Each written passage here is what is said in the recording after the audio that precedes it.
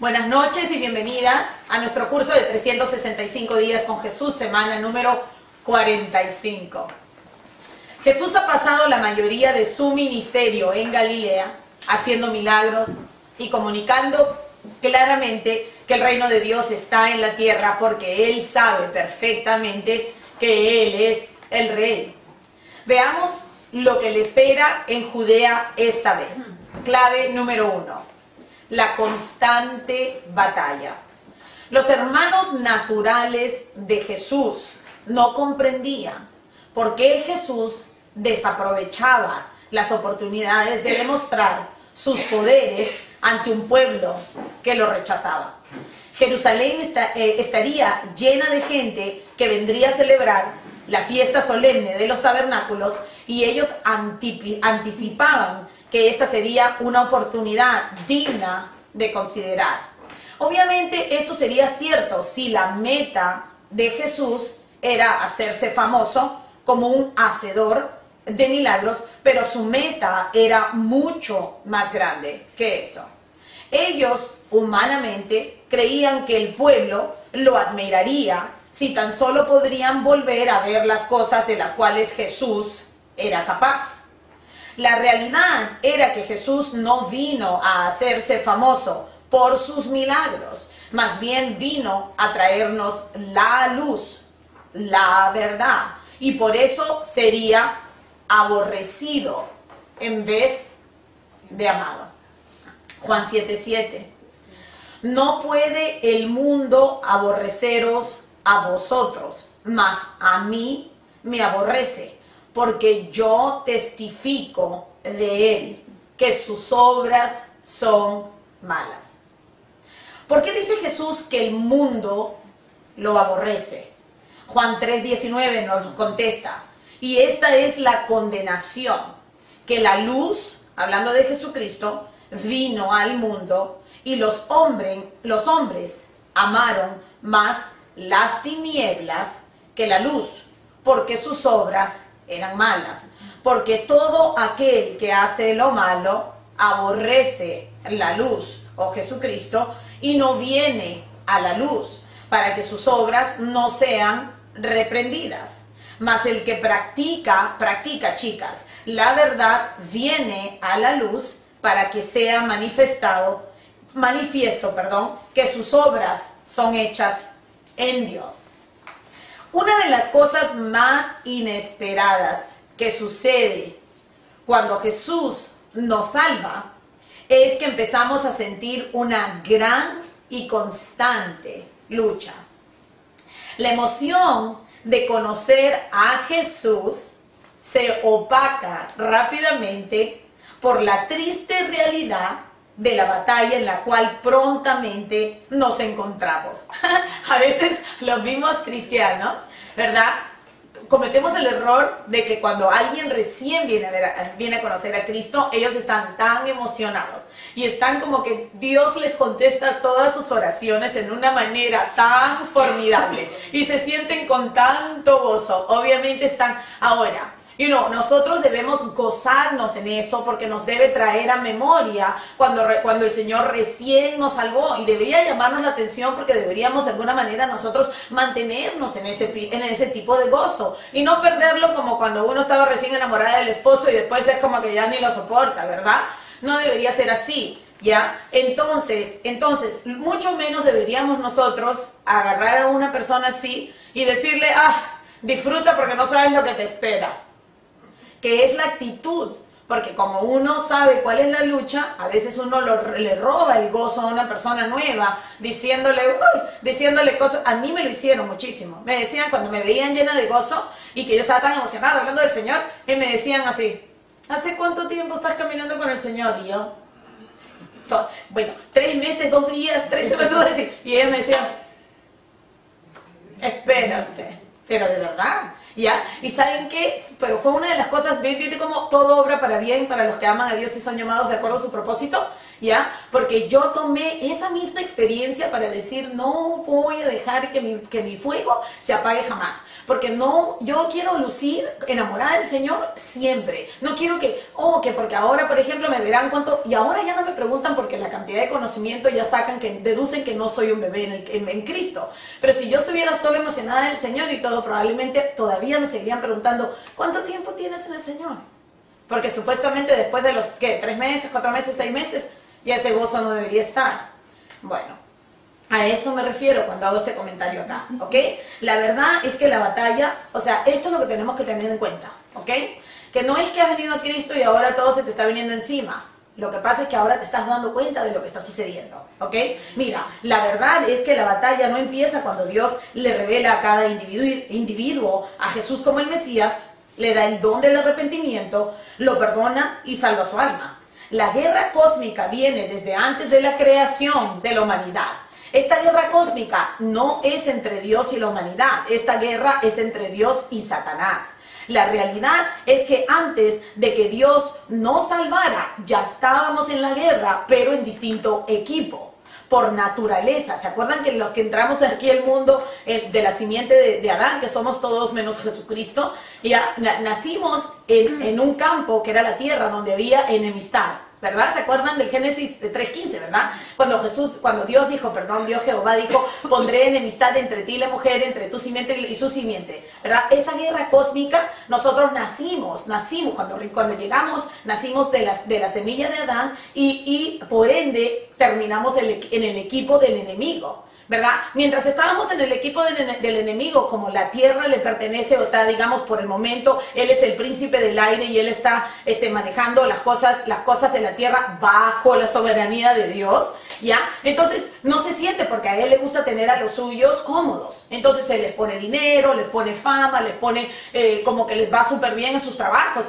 y pareciera como, pero espérate un ratito, yo que estoy en Cristo, ¿por qué mi vida es tanta posición? Y ellos, ¿pero por qué? Porque cuando Dios te saca del campo de la oscuridad y te mueve por su gracia y su misericordia y te transporta al reino de su Hijo, que es el reino de la luz, tú le molestas a la gente como Jesucristo le molestaba a la gente, porque sin que tengas que abrir la boca, la misma luz que está viviendo adentro tuyo, le molesta a la gente en la oscuridad. Llegas tú y ya saben que, por ejemplo, lo que estaban hablando ya no lo pueden hablar, porque no es que tú les digas, no puedes hablar de eso, yo soy cristiana, tú cómo vas a... No es eso, sino el hecho, mira, yo puedo estar delante de gente que yo no les he dicho que no pueden hablar libremente sus lisuras y sus cosas, pero inmediatamente si dicen algo, ay, disculpa Gaby, disculpa, y yo no les he dicho nada. Y ellos cambian los temas, cambian los chistes, cambian todo, pero yo no les he dicho. Yo no les demando que si en mi presencia, yo nunca les he hecho eso. En la luz. Si tu luz brilla, más problema. Si tu luz no brilla, te escondes en las tinieblas. ¿Me dejo entender?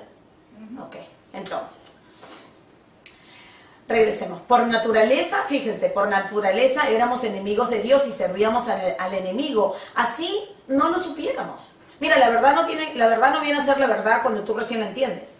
La verdad es la verdad, así tú sepas o así tú estés enterado o no. O sea, que esta guerra está sucediendo y la gente, ¿quién va a querer aceptar que está sirviendo al enemigo? Nadie. ¿No? Ah, tú eres hijo de Satanás, como Jesucristo le decía a la gente.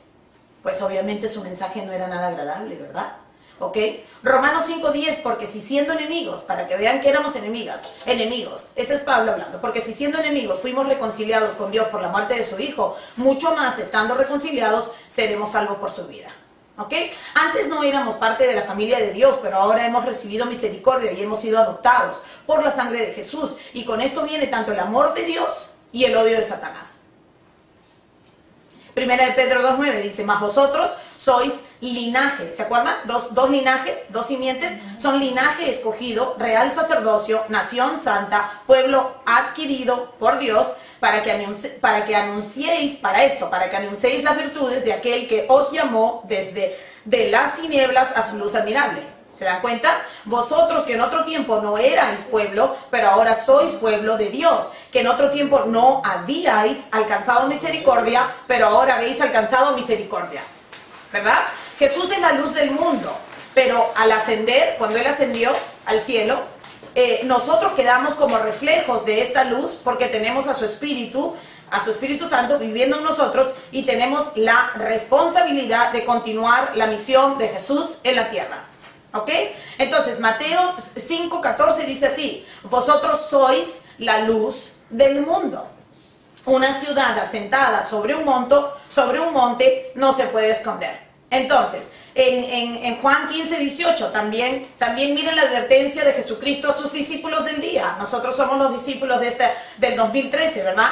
Dice: si el mundo os aborrece, sabed que a mí me ha aborrecido antes que a vosotros. Si fuerais del mundo, el mundo amaría lo suyo, ¿verdad? Pero porque no sois del mundo, antes yo os elegí del mundo, por eso el mundo os aborrece. Mira, cuando nosotros tomamos una posición contra el aborto, porque la Biblia toma una posición contra tomar una vida, ¿verdad? Eso es un asesinato, ¿verdad? Cuando tomamos una posición bíblica, no es que tú tomes la posición, sino que te estás parando del equipo de la verdad y tomas una posición contra el matrimonio opuesto a una mujer y un hombre como Dios lo diseñó. Cuando tú tomas una posición contra el homosexualismo, ¿verdad? ¿Tú qué recibes? ¿Amor del mundo? Párate en un sitio de un aborto con un cartelito para que tú sientas y vete a la China a levantar el nombre de Jesucristo. Hasta aquí. Ya no quieren que oremos, ya nos han quitado orar acá, bueno, dicen que nos han quitado, pero Dios sabe cómo funciona todo, ¿no? Pero si de verdad te estás parando por Cristo, vas a recibir odio. Si tú no te identificas con pero si a mí nadie me aborrece, qué raro, yo no entiendo ni siquiera esta escritura. De repente tu luz está tan bajita que tú estás pasando desapercibida, como que agente 007, ¿verdad? Ya hemos visto una parte donde Jesús dice: si ustedes me niegan delante de los hombres, yo los voy a negar delante de mi Padre. O sea que nosotros no tenemos que esforzarnos para que nuestra luz brille, no tenemos que ir a ningún sitio y sacar como el cañón esos de luz así, ¿verdad? Tu luz va a brillar solita. Y tu boca debe estar sazonada con sal. La sal, si hay heridas, la sal arde. Pero también la sal preserva vida. Entonces tú vas a algún sitio y el hecho de que tú estés ahí, hay como que tú cambias, como que tu presencia cambia el ambiente. O sea que tú no vienes a medir la temperatura como si tú fueras un juez. Déjenme ver, a ver qué tan espiritual este es el lugar, o qué tan malvado es este. Tú vienes a cambiar la temperatura. Tú no vienes a medir la temperatura. Un cristiano viene a cambiar la temperatura. Amén. ¿Ok? Entonces, sigamos. Es importante que nunca perdamos de vista lo que está sucediendo en la tierra desde la perspectiva real. Cuando Dios declaró sentencia sobre Satanás, dijo que habría enemistad entre la serpiente y la mujer, y entre su simiente y la simiente de la mujer. ¿Ok? ¿Quién es la simiente de la mujer? Jesús, obviamente, ya lo hemos hablado. Mas, sin embargo, tanto Israel como la iglesia. ¿Se acuerdan que Israel antes de la cruz, la iglesia después de la cruz, ya? También está incluido en lo que viene a ser la simiente de la mujer. ¿Ok? Israel, por ser descendencia de Jesús, ellos eran la simiente de Jesús, ¿ya? Y la iglesia por ser la herencia de Jesús. Amén. Entonces, toda la enemistad es entre Satanás y entre la serpiente y la mujer, representando a Jesucristo y el linaje de Jesucristo hacia atrás de la cruz, o sea, de la cruz pre-cruz y post-cruz. ¿Me dejo entender? ¿Ya? Si Dios te ha puesto en ese grupete, tienes que esperar oposición. ¿Ya? Pero cuando tú la esperas, entonces te cae diferente. Es cuando no la esperas que te cae como un golpe bajo, ¿verdad? ¿Ok? Clave número 2. Jesús anuncia su muerte. Solo faltan meses para que Jesús cumpla la gran misión por la cual vino al mundo.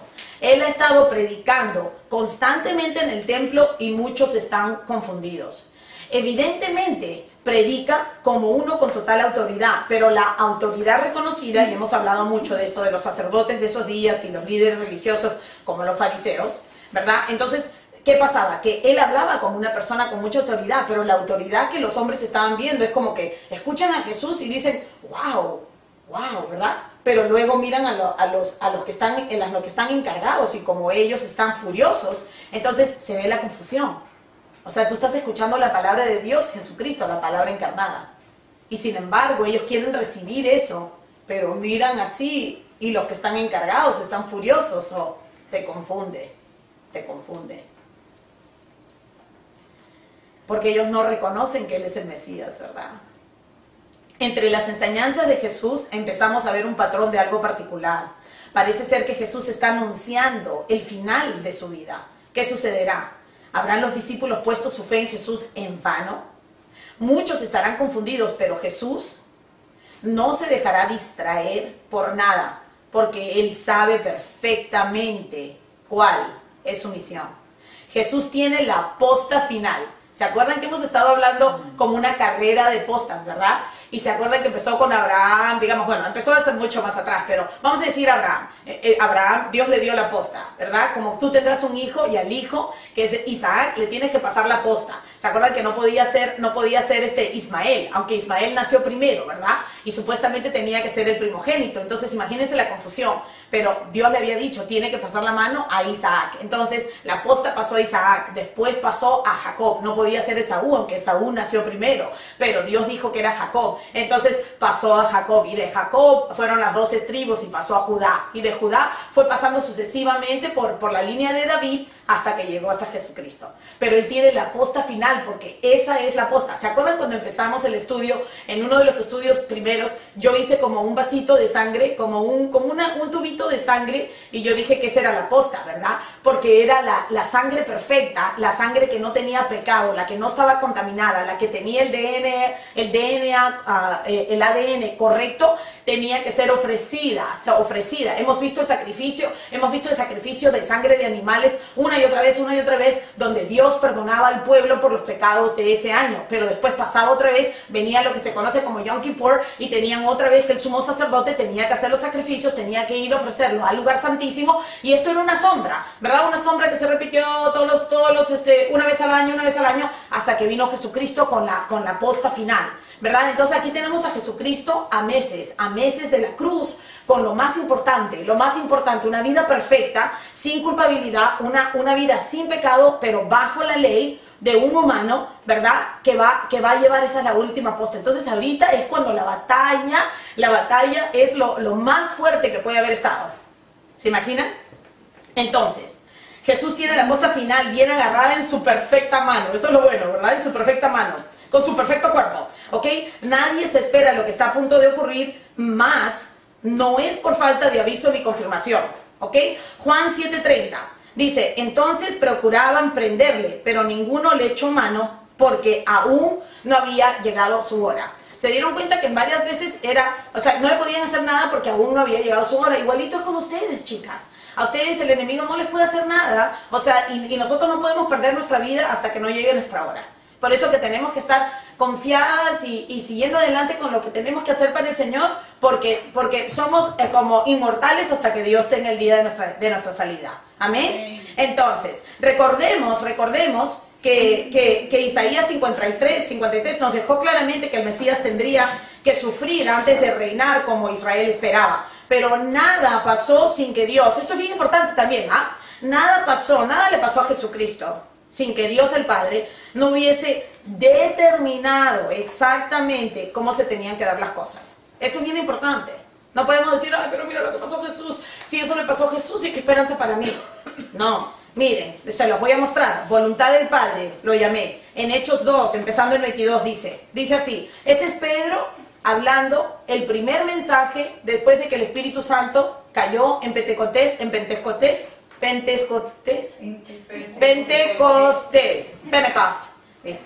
¿ok? Cuando en Pentecostés cayó el Espíritu Santo que Dios había permitido, que Jesús había prometido, esta fue la primera prédica de Pedro, ¿ya? Imagínense la valentía. Él está delante de estos hombres israelitas en Jerusalén y dice así, varones israelitas, oíd estas palabras, Jesús Nazareno, varón aprobado por Dios entre vosotros, para que vean para qué eran los milagros. aprobado por Dios entre vosotros, por maravillas, prodigios y señales que Dios hizo entre vosotros por medio de él, como vosotros mismos sabéis. A este, entregado por el determinado consejo y anticipado conocimiento de Dios, prendisteis y matasteis por manos de inicuos, crucificándolo, al cual Dios levantó sueltos de los dolores de la muerte, por cuanto era imposible que fuese retenido por ella. Voluntad del Hijo. Juan 8:20. Estas palabras habló Jesús en el lugar de las ofrendas enseñando en el templo, y nadie le prendió porque aún no había llegado su hora. Otra vez les dijo Jesús: yo me voy y me buscaréis, pero en vuestro pecado moriréis. A donde yo voy, vosotros no podéis venir. Decían entonces los judíos: ¿acaso se matará a sí mismo? Perdón, ¿qué dice? A donde yo voy, vosotros no podéis venir. Y les dijo: vosotros sois de abajo, yo soy de arriba. Vosotros sois de este mundo, yo no soy de este mundo. ¿Ok? Clave número 3, el gran consuelo.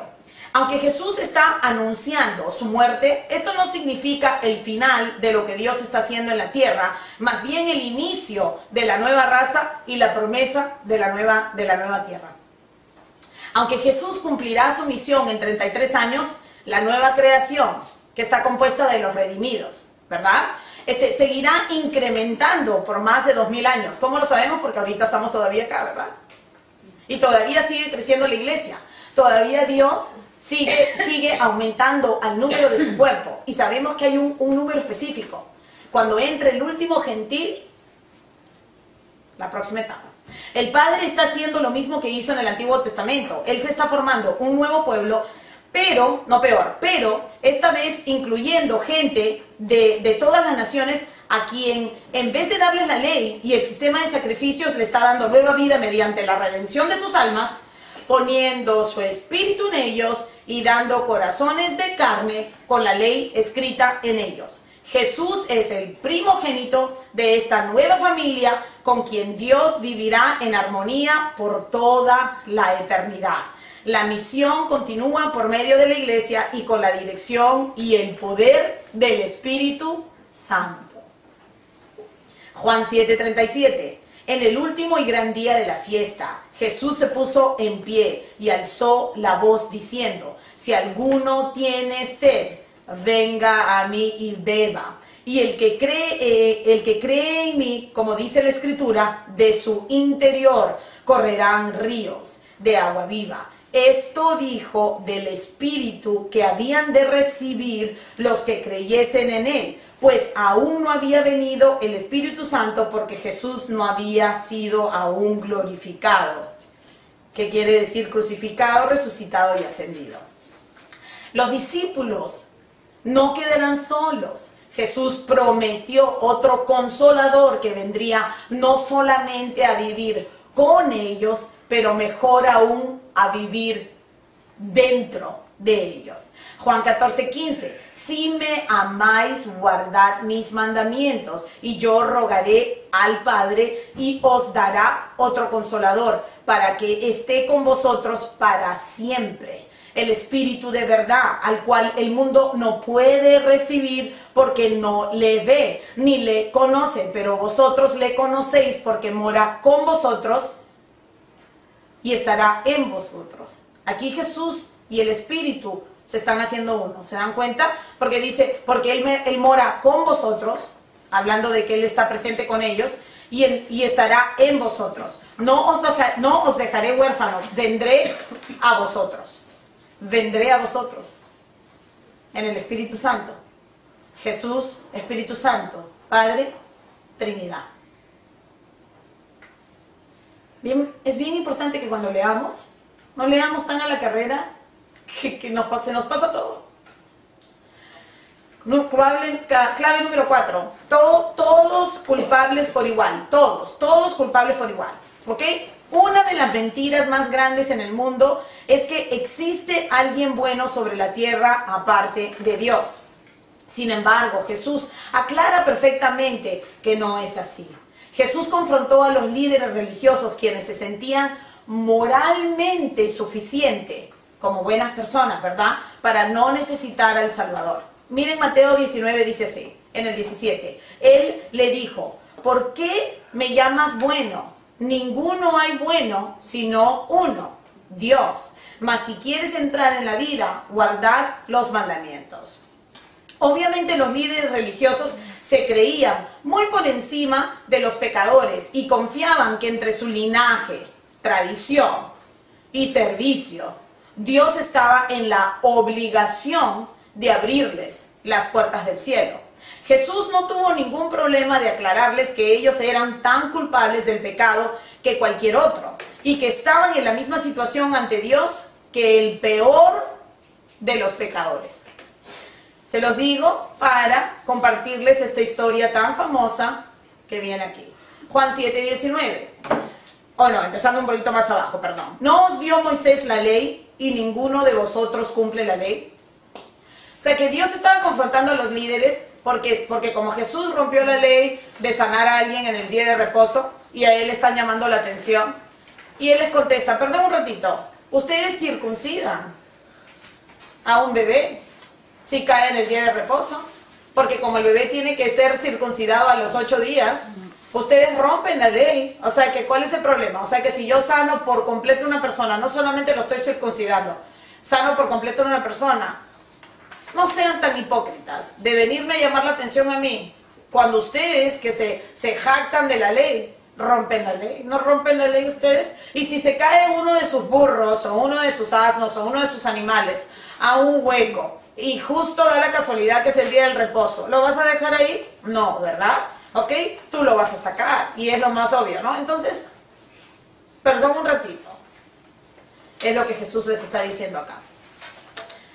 Ahora sí, con esta famosa historia, Juan 8:1. Y Jesús se fue al monte de los olivos y por la mañana volvió al templo y todo el pueblo vino a él. Y sentado él les enseñaba. Entonces los escribas y los fariseos le trajeron una mujer sorprendida en adulterio. Y poniéndola en medio le dijeron, maestro, esta mujer ha sido sorprendida en el acto mismo de adulterio. Qué raro, ¿no? ¿Y quién estaba ahí para sorprenderla? ¿Ok? Y en la ley nos mandó Moisés apedrear a tales mujeres. ¿Tú pues qué dices? Mas esto decían tentándole para poder acusarle. Pero Jesús, inclinado hacia el suelo, escribía en tierra con el dedo. Y como insistieran en preguntarle, se enderezó y les dijo, el que de vosotros esté sin pecado, sea el primero en arrojar la piedra contra ella. E inclinándose de nuevo hacia el suelo, siguió escribiendo en la tierra, pero ellos, al oír esto, acusados no por él, acusados por su conciencia, salían uno a uno, comenzando desde el más viejo, obviamente, los más viejos que tenían más pecado acumulado, ¿verdad? Hasta los postreros. Y quedó solo Jesús y la mujer que estaba en medio. Si hay un capítulo en toda la Biblia que habla de la culpabilidad de toda la humanidad, y no esta pobre mujer que encontraron adulterio, ¿verdad? Pero mira los líderes religiosos, al punto de, mira esta mujer, y el Señor escribe eso para mostrarles, todos están en la misma situación, en necesidad de un Salvador. ¿Ok? Entonces, el capítulo 1 del libro de la Carta a los Romanos es el capítulo donde Pablo hace toda la presentación de la culpabilidad de la humanidad en su totalidad. ¿Ok? En el capítulo 2, el apóstol Pablo aclara que el judío, porque al judío le encanta escuchar cuando, sí, los pecadores, todos los gentiles, sí, Pablo debe estar hablando de todos los gentiles, tienes toda la razón, son unos pecadores porque nosotros somos hijos de Abraham, ¿verdad? Pero en el capítulo 2, el apóstol Pablo aclara que el judío está incluido en el capítulo 1 también, y que todos tenemos una conciencia que nos absuelve o acusa. Dios es un agente moral, y como el ser humano fue creado a su imagen, nosotros también somos agentes morales, con una conciencia innata que hace la labor de la ley, así estemos bajo ella o no. Por eso que la gente se siente juzgada. No me juzgues. No, tú no eres la que la está juzgando, a menos que seas la que la está juzgando, ¿ok?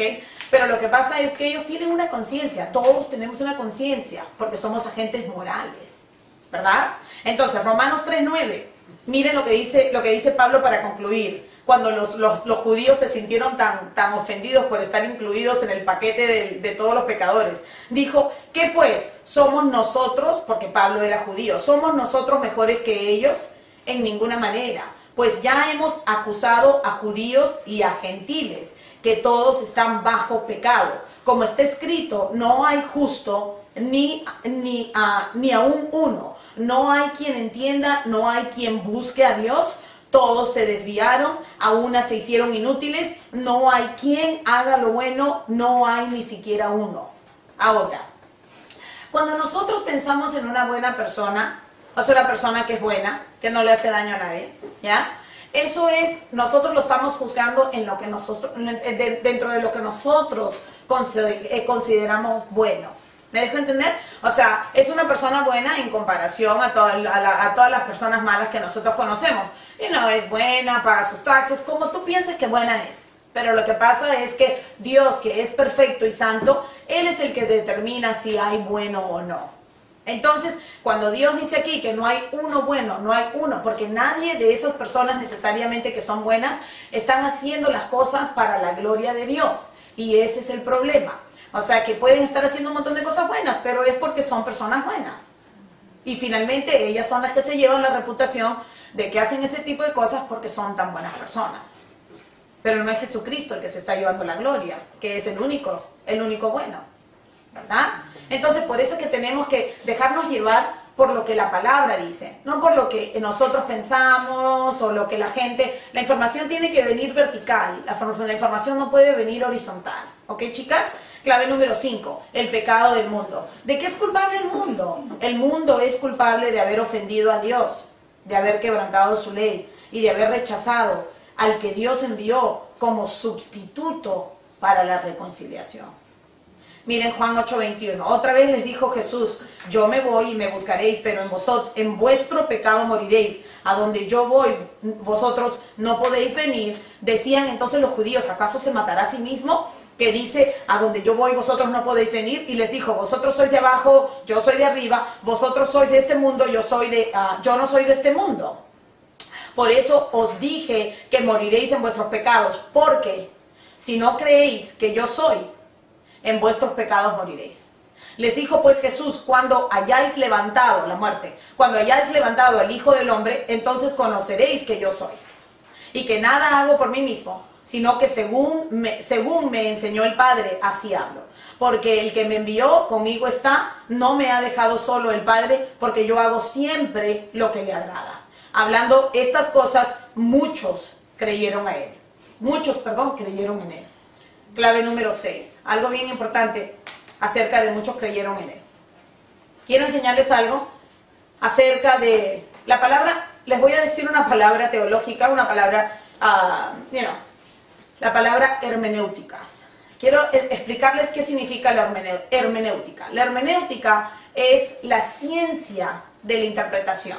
Cuando las personas van al seminario, ellos tienen que tomar una clase de hermenéutica porque es como aprenden ellos a interpretar, como las personas en los seminarios aprenden a interpretar las escrituras.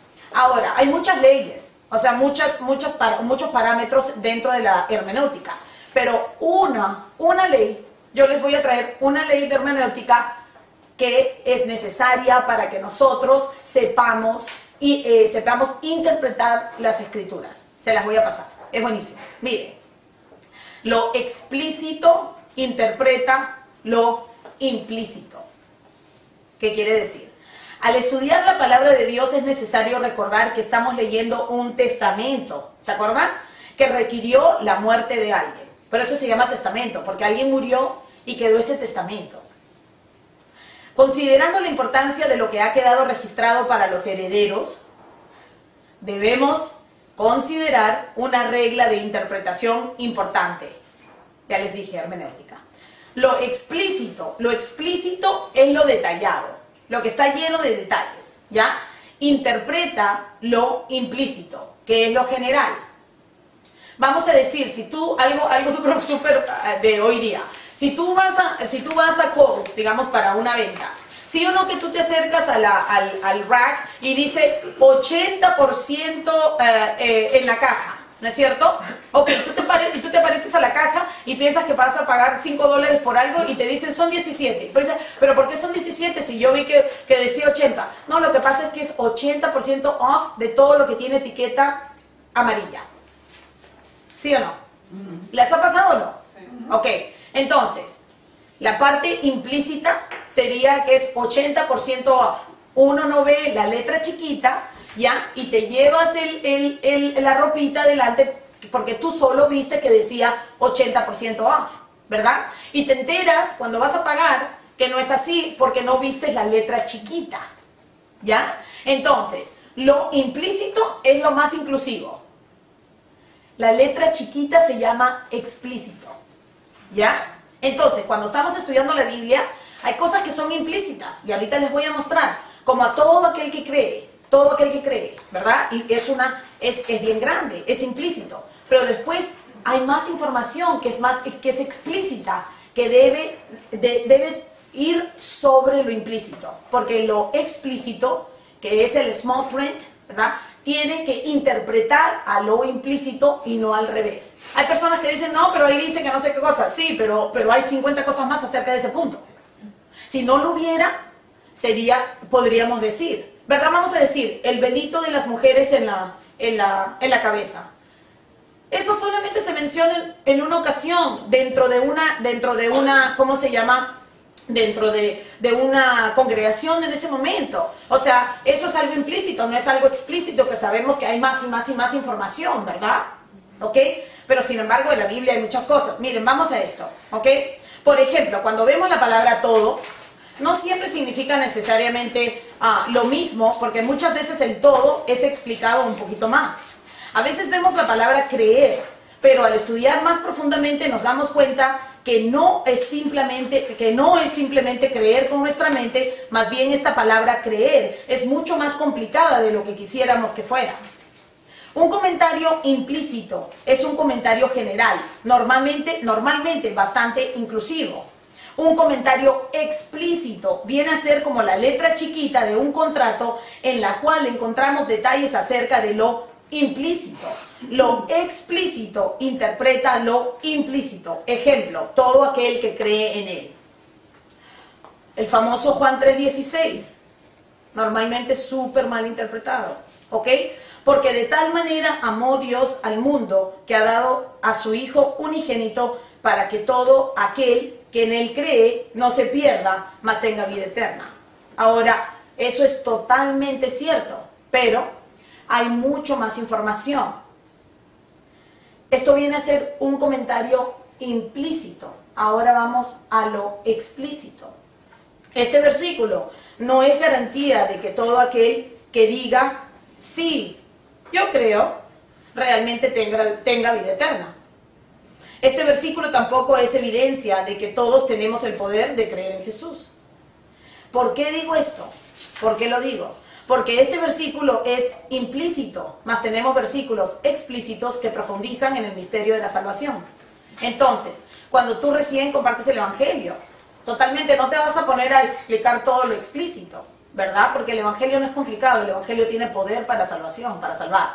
Entonces tú le compartes el Evangelio a una persona, no te vas a poner a hablar todos los detalles de las cositas y todo, porque la persona que es nueva no necesita todo eso. Pero nosotros que hemos recibido la salvación, necesitamos entender la salvación con más profundidad para nosotros poder tener un aprecio de lo que ha pasado en nuestras vidas. En vez de tomarlo como, sí, todo aquel que crea. Cuando te llegas a enterar de la grandeza, del hecho de que tú conozcas al Señor, es para que profundices en el amor que tienes para Dios. No es para que tú te sientas superior a nadie más. Vamos a ver lo que estamos hablando. Juan 6:25. Y hallándole al otro lado del mar, le dijeron, Rabí, ¿cuándo llegaste acá? Respondió Jesús y les dijo, de cierto os digo, que me buscáis, no porque habéis visto las señales, sino porque, no porque habéis visto las señales, sino porque comisteis el pan y os saciasteis. O sea, Él les está diciendo, me están siguiendo a mí, ¿verdad? Este tipo de creer, pero es por los beneficios. Ustedes no son los que vienen por los milagros, ustedes son los que vienen por el convito. Sin embargo, ellos son los que lo están siguiendo, como una forma de creer, ¿verdad? ¿Ok? Trabajad por la comida, trabajad no por la comida que perece, sino por la comida sino por la comida que a vida eterna permanece, la cual el Hijo del Hombre os dará, porque a este señaló Dios el Padre. Entonces le dijeron, ¿qué debemos hacer para poner en práctica las obras de Dios? Respondió Jesús y les dijo, esta es la obra de Dios, que creáis en el que Él ha enviado. Acá va un comentario implícito, amplio, ¿ya? Le dijeron entonces, ¿qué señal pues haces tú para que veamos y te creamos? ¿Qué obra haces? Nuestros padres comieron el maná en el desierto, como está escrito, pan del cielo les dio de comer. Y Jesús les dijo, de cierto os digo, no os dio Moisés el pan del cielo, mas mi Padre os da el verdadero pan del cielo. Continúa y se explica un poquito más. Porque el pan de Dios es aquel que descendió del cielo y da vida al mundo. Le dijeron, Señor, danos siempre este pan. Jesús les dijo, yo soy el pan de vida. El que viene a mí nunca tendrá hambre, y el que cree y el que en mí cree no tendrá sed jamás. Mas os he dicho que aunque me habéis visto, no creéis. Todo lo que el Padre me da vendrá a mí. Un poquito más de información acerca de cómo llegamos a la salvación. Todo lo que el Padre me da vendrá a mí, y al que viene a mí no le echo fuera. Ahí yo inserté otra, Mateo 11:27, que dice, todas las cosas me fueron entregadas por mi Padre, y nadie conoce al Hijo sino el Padre, ni al Padre conoce alguno sino el Hijo, y aquel a quien el Hijo lo quiere revelar. Información explícita que tiene que interpretar la implícita. Nos está hablando Jesús cómo llega la salvación a una persona. Porque todo aquel que cree, o es que el Padre está detrás de todo. Los dos trabajando, un milagro mucho más grande que el que ya me ponen a mí. Porque he descendido del cielo, no para hacer mi voluntad, sino la voluntad del que me envió. Y esta es la voluntad del Padre, el que me envió, que todo lo que me diere, no pierda yo nada, sino que lo resucite en el día postrero. Y esta es la voluntad del que me ha enviado, que todo aquel que ve al Hijo y cree en Él tenga vida eterna, y yo lo resucitaré en el día postrero. Murmuraron entonces de él los judíos, porque había dicho, yo soy el pan que descendió del cielo, y decían, ¿no es este Jesús, el hijo de José, cuyo padre y madre nosotros conocemos? ¿Cómo pues dice del cielo he descendido? Jesús respondió y les dijo, no murmuréis entre vosotros. 44. Ninguno puede venir a mí si el Padre que me envió no le trajere. Explícito. Para que ustedes aprecien que no es que ustedes han escogido a Dios, sino que Dios los ha escogido a ustedes. No me van a decir que no cambia el saber que Dios en su misericordia te ha escogido a ti. No cambian las cosas, de pensar que Dios te ha escogido a ti. Para mí cambia todo, porque mi seguridad está en que Él me escogió a mí, no está en que yo lo escogí a Él y que yo dependo de agradarlo por si acaso vaya a pasar algo, ¿verdad? Entonces, y yo le resucitaré en el día postrero. Escrito está en los profetas, y serán todos enseñados por Dios. Así que todo aquel que oyó al Padre y aprendió de Él, viene a mí. Miren la seguridad, ¿ok?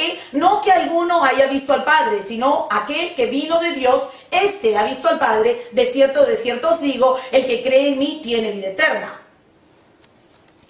El espíritu es el que da vida. La carne para nada aprovecha. Las palabras que yo os he hablado son espíritu y son vida.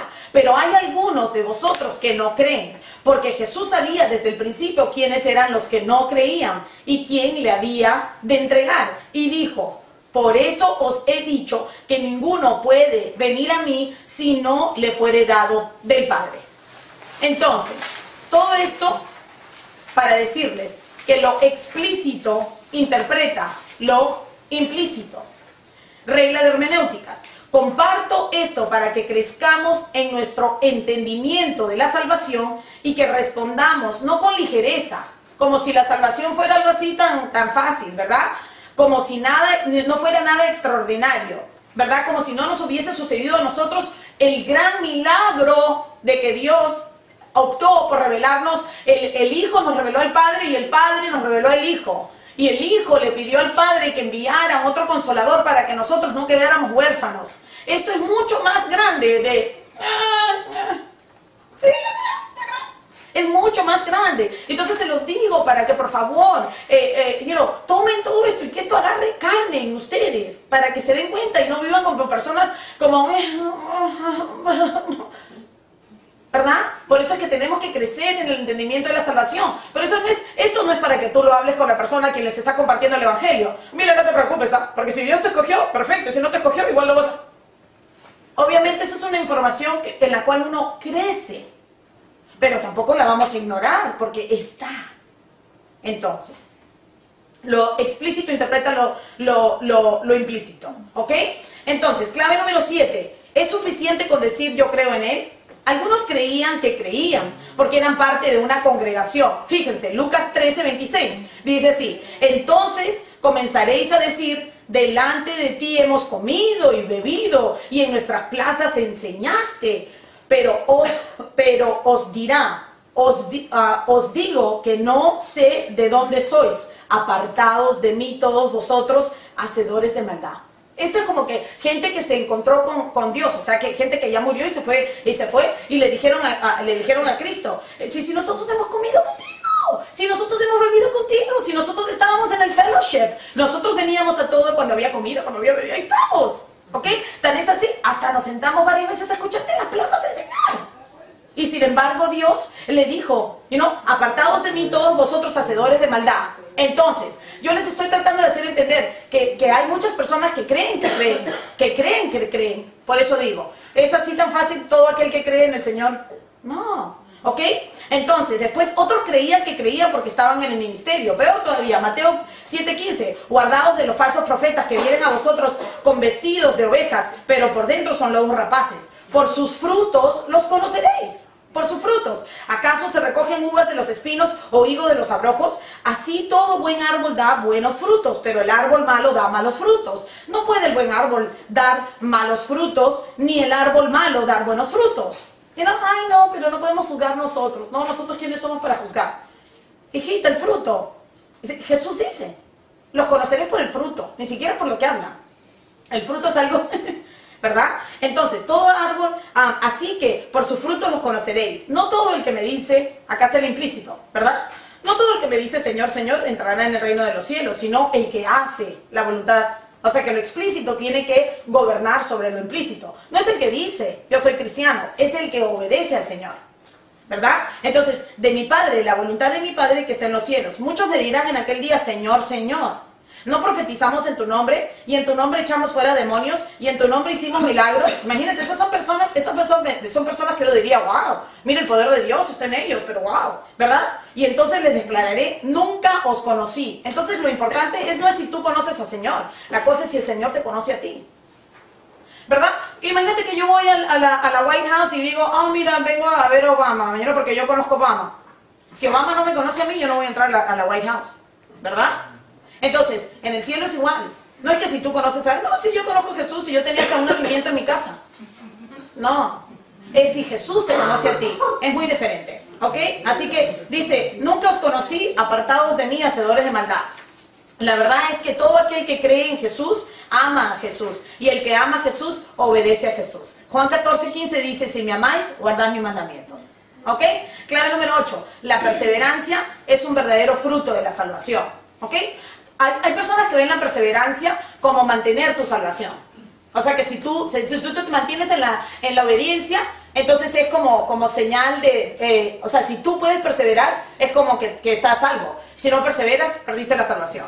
No. Yo les voy a presentar a ustedes que un fruto de la verdadera salvación es perseverar. Porque cuando el Espíritu te ha sellado a ti, Él es el que hace el resto del trabajo. Ahora, tú obviamente participas, pero de ti no depende, porque hasta arrastrado te va a llevar. Como sea, te va a llevar, si tú eres de Él.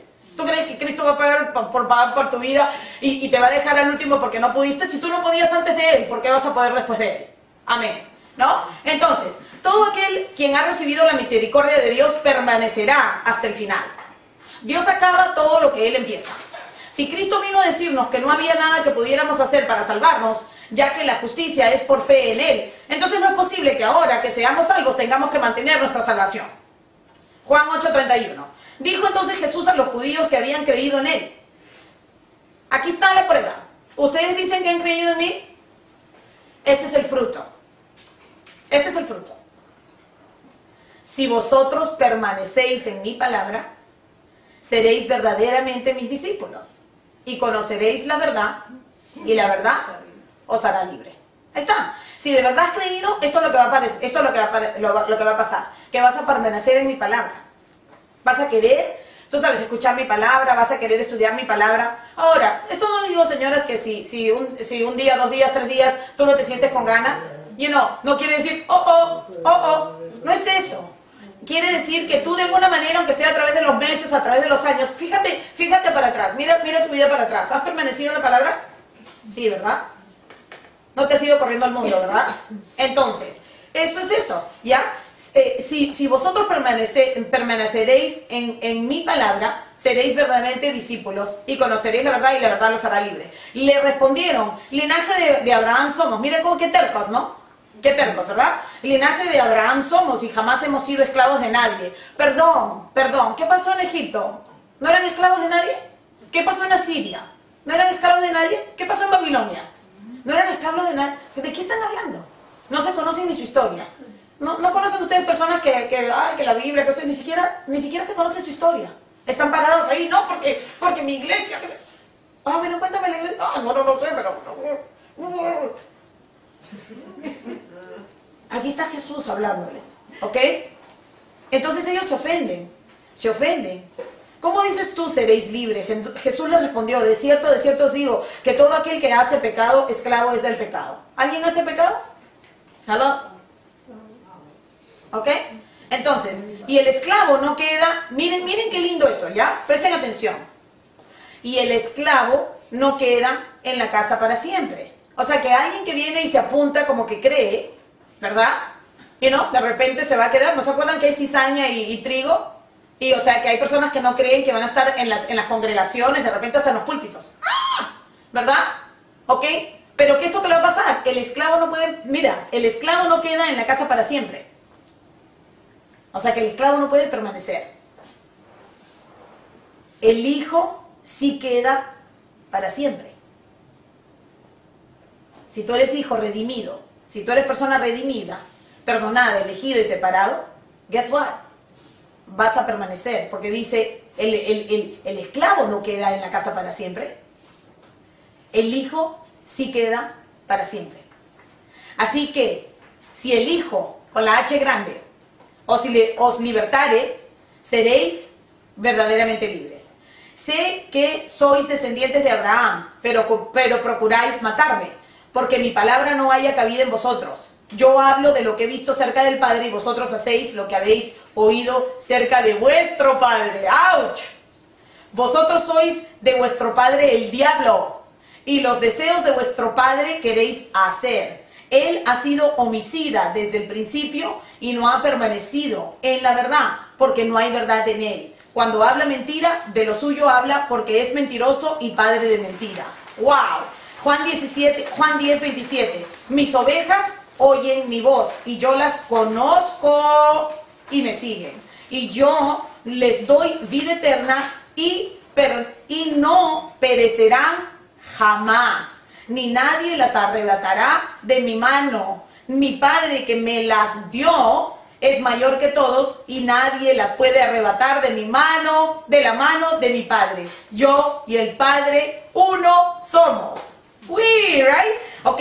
Nuestra salvación nació en el corazón del Padre, se consumó por la obediencia del Hijo y se aplicó por medio del Espíritu. Nosotros somos tan solo vasos de gracia que Dios escogió para derramarse. Qué lindo, ¿no? Clave número 9. En la clave número 9 yo les he puesto todos juntos los gran yo sois, ¿ok? Mira, el Evangelio de Juan que está dedicado a verificar la deidad. La deidad es la diosidad, que Cristo es Dios, ¿ok? La divinidad de Cristo nos ofrece 7 afirmaciones importantes que apuntan a que Jesús es Dios. No se las voy a leer porque las tienen ahí y quiero avanzar a mis próximas claves, ¿ok, chicas? Pero ahí tienen, ¿no? El yo soy, yo soy, yo soy. ¿Se acuerdan cuando Dios envió a Moisés para libertar a su pueblo de Egipto? ¿Se acuerdan cuando él tenía que pasar por los líderes de Israel antes de llegar al faraón para convencerlos a ellos que es? Y dijo, ay, imagínate, yo ¿quién soy yo? Yo hace 40 años estoy aquí en el desierto. ¿Y qué le voy a decir a los líderes si mi reputación era que yo maté a uno de ellas? ¿Se acuerdan? A una de ellas. O sea, ¿que ¿con qué voy a ir? ¿Quién me está mandando a mí? Y Dios le dijo, yo soy. Te envía. Porque yo soy quiere decir que siempre ha sido, es el Dios de la eternidad, es el Dios del presente. No es yo era ni yo seré, es el gran yo soy. Entonces cuando Jesucristo está hablando yo soy, Él está tomando una posición de deidad. ¿Ok? Entonces, clave número 10. El entendimiento lleva al agradecimiento. Los discípulos, fíjense, malentendieron los propósitos de Jesús, tan es así que se crecieron como de vanidad, ¿verdad? Y empezaron hasta a darle consejos. Lucas 9:51, como cuando nosotros le damos consejos a Dios. Dios, Él no merece ni que entrar a tu reino, ¿verdad? ¿Ok? Porque yo sí merezco, porque Señor, yo soy linaje de Abraham. Cuando se cumplió el tiempo en que Él había de ser recibido arriba, afirmó su rostro para ir a Jerusalén y envió mensajeros delante de él, los cuales fueron y entraron en una aldea de los samaritanos para hacerle preparativos. Y ya se acerca, ¿verdad? Se acerca la muerte, ¿ok? Mas no le recibieron porque su aspecto era como de ir a Jerusalén. Viendo esto sus discípulos, o sea, Jesús rechazado. Viendo esto sus discípulos, Jacobo y Juan, dijeron, Señor, ¿quieres que mandemos que descienda fuego del cielo como hizo Elías y los consuma? Imagínense, aquí están las personas que, déjame, yo voy a hacer un milagro, déjame que yo voy a sanar a esa persona, ¿ya? ¿Quieres que mandemos que descienda fuego del cielo como hizo Elías y los consuma? Fíjense acá, entonces volviéndose él, los reprendió, diciendo, vosotros no sabéis de qué espíritu sois, porque el Hijo del Hombre no ha venido para perder las almas de los hombres, sino para salvarlas. Y se fueron a otra aldea. ¿Ok? Miren, el mundo ya está bajo condenación. Tú no le tienes que decir a la persona que está bajo condenación. Tú lo que tienes que traerle es el mensaje de la esperanza que existe en Cristo Jesús únicamente, ¿verdad? Entonces, si una persona está totalmente cerrada, tú no tienes que decir, ay, que caiga del cielo fuego y que Satanás, tú no tienes que hacer eso. Ese es otro espíritu. Tú tienes que, no sabes que dice la palabra, no sabes que la benignidad y el long suffering y la paciencia del Señor y su gentileza y su loving kindness, digamos en inglés, es lo que lleva al arrepentimiento. Lucas 10:17, volvieron los 70 con gozo, otra vez miren, otros malentendidos, volvieron los 70 con gozo diciendo, Señor, aún los demonios se nos sujetan en tu nombre. Y les dijo, oye, no me vengan a sorprender a mí, ¿ok? Yo veía a Satanás, que es el papá de todos esos, caer del cielo como un rayo.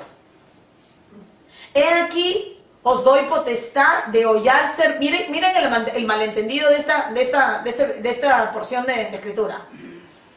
He aquí, os doy potestad de hollar serpientes y escorpiones y sobre toda fuerza del enemigo y nada os dañará. Pero, ¿se acuerdan que lo explícito tiene que interpretar lo implícito? Si hay un pero, es porque hay un pero, ¿verdad? Y dice, pero no os regocijéis que los espíritus se os sujetan. sino regocijaos de que vuestros nombres están escritos en los cielos.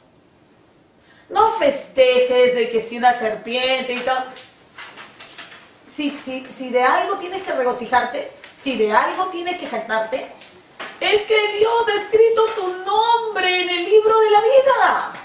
Amén. Ejemplo, los 10 leprosos sanados, solo uno salvo. ¿Ok? Lucas 17:17. Respondiendo Jesús dijo, ¿no son 10 los que fueron limpiados? ¿Y los 9? ¿Dónde están? No hubo quien volviese y diese gloria a Dios, sino este extranjero. Y le dijo, fíjense cómo Jesucristo está en este caso hablando de la salvación. Si no se han dado cuenta, en todo Jesucristo está hablando de la salvación. En todo. De repente ustedes lo leen y no lo han visto así, pero les digo, detrás del telón, todo es la salvación. ¿Ok? Entonces miren, está hablando de que sanó a estos leprosos y que solo uno regresó, ¿verdad? Pero miren cómo él liga sanar a los leprosos y cómo solo uno regresó porque solo uno fue salvo. Mire, no hubo quien volviese y diese la gloria a Dios sino este extranjero, y le dijo, levántate, vete, tu fe te ha salvado. Ahora, ¿fue que su fe lo salvó? No malentendamos otra vez, sino que el hecho, mira acá, el simple acto de regresar a darle gracias a Jesús mostró que su fe era genuina. No es que su fe lo salvó, su fe no tiene el poder de salvarlo, sino que Dios sanó a esas personas, ¿verdad? Y solo uno en realidad escuchó para salvación, y ese fue el que regresó.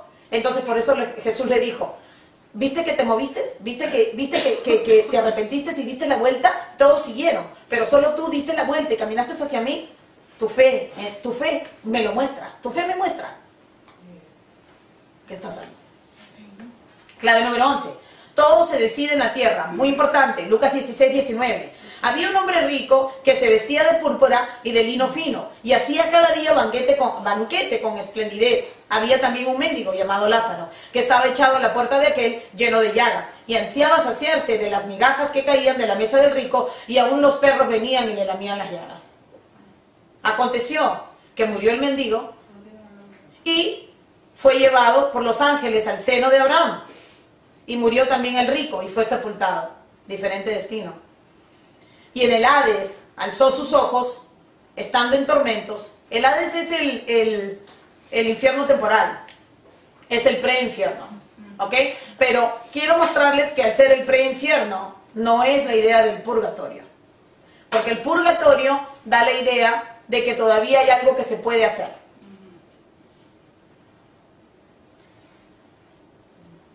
Y en el Hades alzó sus ojos estando en tormentos y vio de lejos a Abraham y a Lázaro en su seno. El seno de Abraham es el cielo temporal. Entonces él, dando voces, dijo, Padre Abraham, lo que me dice que era judío, ten misericordia de mí y envía a Lázaro para que moje la punta de su dedo en agua y refresque mi lengua. Obviamente este hombre todavía pensaba que Lázaro no tenía valor y que era su siervo. Por más que lo veía a él en el seno de Abraham y él estaba en el lugar del tormento, todavía ignora a Lázaro como si Lázaro no fuera nadie. Porque estoy atormentado en esta llama. Pero Abraham le dijo, hijo, acuérdate que recibiste tus bienes en tu vida. No se dejen engañar que las personas les va tan bien y mira cuánta plata tienen y odian a Dios y mira que bien les va. Acuérdate que recibiste tus bienes en tu vida y Lázaro también males. Pero ahora este es consolado aquí y tú atormentado. Además de todo esto, una gran cima está puesta entre nosotros y vosotros, de manera que los que quisieren pasar de aquí a vosotros, no pueden, ni de allá pasar acá. Entonces le dijo, te ruego pues, Padre, que le envíes a la casa de mi padre, porque tengo 5 hermanos, para que les testifique. O sea, estos están en la tierra, ¿verdad? Para que les testifique, a fin de que no vengan ellos también a este lugar de tormento. Y Abraham le dijo, ok, está bien, yo voy a mandar a alguien. A Moisés y a los profetas, que este es el Antiguo Testamento, ¿verdad? Tienen. las escrituras. Óiganlos. Él entonces dijo, no, padre Abraham, pero si alguno fuere a ellos de entre los muertos, se arrepentirán. Mas Abraham le dijo, si no oyen a Moisés y a los profetas, tampoco se persuadirán, aunque alguno se levantare de los muertos. Como que ocurrió, ¿verdad? Hebreos 9:27. Y de la manera que está establecido para los hombres que mueran una sola vez y después de esto el juicio. Entonces, la idea de que uno puede morir y que luego va a haber un juicio donde no van a tener que volver a morir, no es correcta.